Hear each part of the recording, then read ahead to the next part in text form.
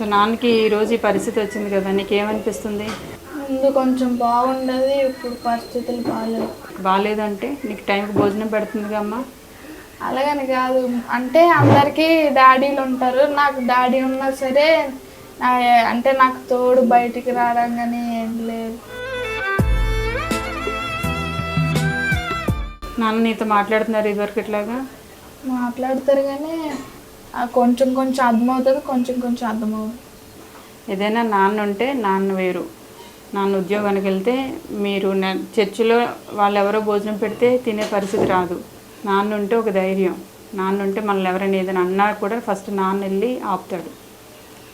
So నాన్న అంటే కేవలం డబ్బు ఒకటే కాదు, ధైర్యం.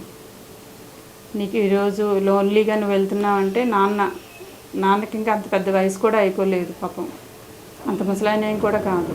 కానీ చిన్న వయసులోనే నాన్న ఉన్నారు కానీ లేనట్టుగా ఉన్నట్టుంది అని చెప్తున్నాడు చిన్న బాబు పాపం. సో ఏదైనా తల్లిదండ్రులు ఎప్పుడు కూడా పిల్లలకి చాలా అవసరం. వాళ్ళు పెద్దవాళ్ళు పెళ్ళిళ్ళు అయ్యేంత వరకు, పిల్లలకి అన్నంత వరకు వాళ్ళు కూడా తల్లిదండ్రులు ఎప్పుడూ కూడా తల్లిదండ్రులేనండి. దైవం తర్వాత తల్లిదండ్రులే మనకి. సో అలాంటి తల్లిదండ్రులు చిన్న వయసులో లేకపోతే కనుక ఆ పరిస్థితి, ఇంటి వాతావరణం ఎలా ఉంటుందో నాకు బాగా తెలుసు.